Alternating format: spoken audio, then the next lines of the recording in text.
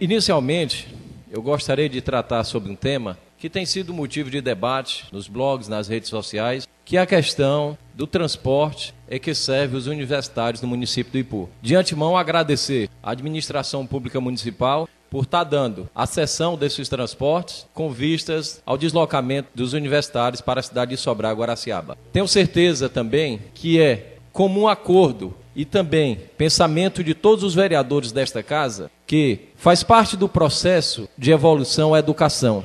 É através da educação que a gente vence as fronteiras e as barreiras da vida. Contudo, a gente precisa esclarecer alguns fatos que não ficaram muito claros nessas questões que foram tratadas nas redes sociais e nos blogs locais. Hoje, tive a oportunidade e o prazer de fazer parte desse grupo de universitários do município de Ipu, onde tenho me deslocado todos os dias, com exceção às quintas-feiras que estou nesta casa, para a cidade de Sobral. Ocorre, senhores, que foi deturpado algumas questões, e em nome, e eu creio que aqui eu também falo em nome de todos os universitários, de dar o esclarecimento ao povo ipuense, aos colegas vereadores e ao público que está nesta casa. Em momento algum, os universitários reclamam a questão de desconforto nos ônibus. Não trata-se de uma questão de desconforto. Nós reconhecemos o esforço da seção por parte do governo municipal em disponibilizar os ônibus. Entretanto, os veículos ora utilizados, eles não são adequados para esse tipo de transporte intermunicipal. São ônibus que têm a estrutura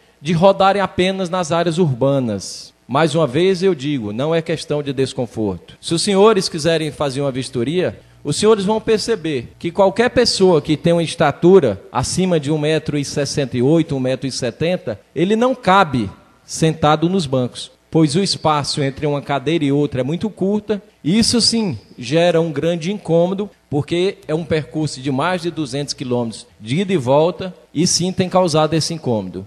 Outra questão também, que é reconhecimento da categoria, é a questão da melhoria dos salários dos motoristas que fazem também esse horário junto com os universitários. Os motoristas têm se queixado que estão percebendo apenas a quantia de um salário mínimo, valor este que é bem inferior ao piso da categoria dos profissionais da categoria D. Então, em nome de todos, eu queria deixar aqui esse pedido para que fosse feito um estudo para que adequasse o salário dos motoristas que têm esse árduo trabalho de conduzir-nos todas as manhãs, às tardes, noites para Sobral e Guaraciaba, bem como a gente vê a questão do ônibus, volto a dizer, não é por desconforto, é porque o ônibus não é adequado para as viagens intermunicipais, não nos oferece segurança, essa é a bem verdade. E por falar em segurança, é a insegurança jurídica que tem norteado os debates no rádio, nos blogs, nas redes sociais e entre nós que somos usuários do serviço. Segurança jurídica esta porque as administrações municipais, elas ofertam os serviços aos universitários. Mas diante da primeira dificuldade, a primeira carne que corta é justamente esses serviços. São esses serviços que são cortados e muitas vezes causam prejuízos,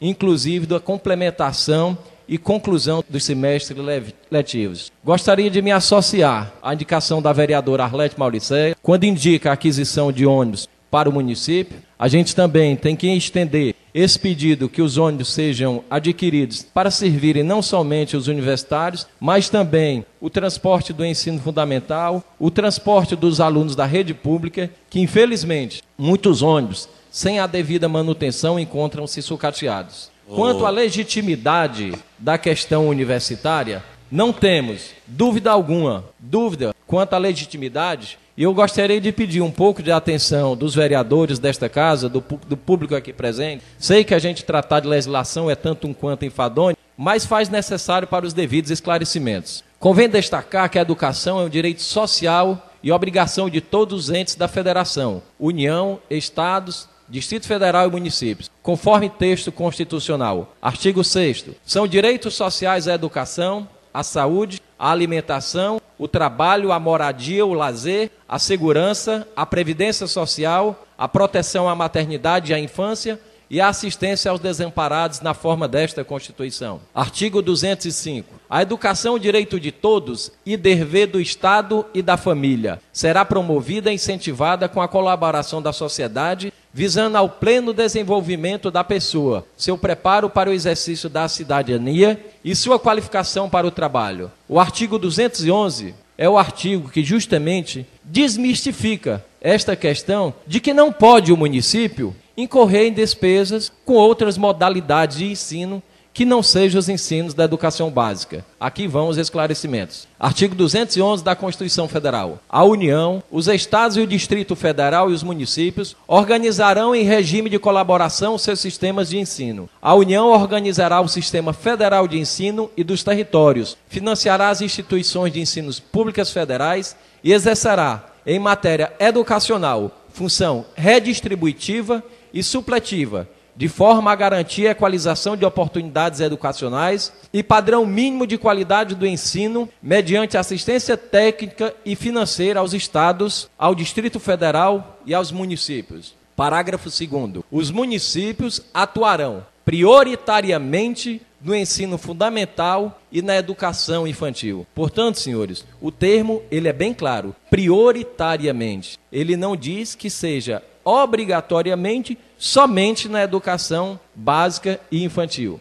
O parágrafo 3º diz: os Estados e o Distrito Federal atuarão prioritariamente no ensino fundamental e médio. A Lei Federal 12.816 estabeleceu a possibilidade de realização do transporte universitário com veículos da educação. Esses veículos, senhoras, são os veículos que nós dispomos na nossa frota municipal, que sem prejuízo à educação básica podem sim ser utilizados para o transporte e o uso de outras modalidades de ensino. Em pesquisa ao site do Tribunal de Contas de Minas Gerais, nos deparamos com o seguinte julgado acerca do tema em análise. É justamente essa questão que eu gostaria de chamar a atenção dos senhores que fazem parte da contabilidade pública municipal, que não se incorre em nenhum ato de inconstitucionalidade às despesas decorrentes com gastos do ensino superior. Diante o voto do relator conselheiro, vou extrair aqui apenas uma passagem porque é muito extenso. Diante de todo o exposto, se o município implementar plenamente a obrigação que lhe compete por força de disposições constitucionais, ou seja, se alocar na manutenção e desenvolvimento do ensino fundamental recursos acima dos percentuais mínimos previstos na lei maior e na respectiva lei orgânica, nada lhe obstará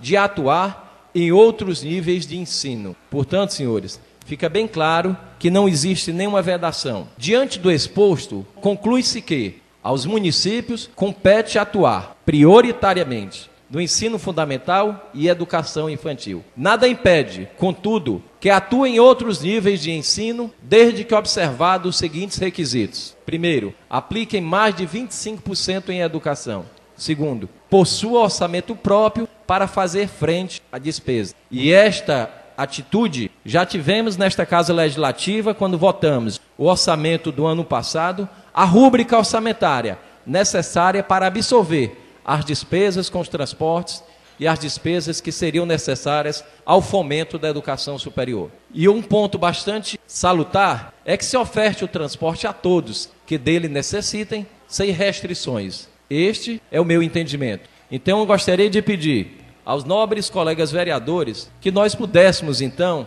traçarmos algumas diretrizes, juntamente com o departamento jurídico desta casa, com o departamento de contabilidade desta casa, se for o caso, para apresentarmos a devida proposição de emenda à lei orgânica municipal. Haja visto que, se for apresentado o projeto de lei, versa em atividade restrita do Poder Executivo. Mas, como uma emenda à lei orgânica não estaria adentrando nas competitividades que são atribuições exclusivas do Executivo. Para tanto, basta que se faça constar no texto da lei orgânica que este assunto, esta matéria, será regulamentada mediante decreto do Poder Executivo. Então fica aqui o meu entendimento. Gostaria de pedir o apoio de todos os vereadores desta casa, a união de todos os vereadores nesse sentido, pedir e agradecer à imprensa local que debruçou-se diante dessa problemática social, que deu a devida atenção, que deu o devido apoio a esta causa justa, que é uma causa que há muito tempo se discute no município do Ipu. Creio eu que o momento agora seja o momento ideal para que a gente possa definir definitivamente essa questão, para que nessa administração e em futuras administrações não venha a dizer cortar na própria carne dos universitários quando as questões ficarem nebulosas.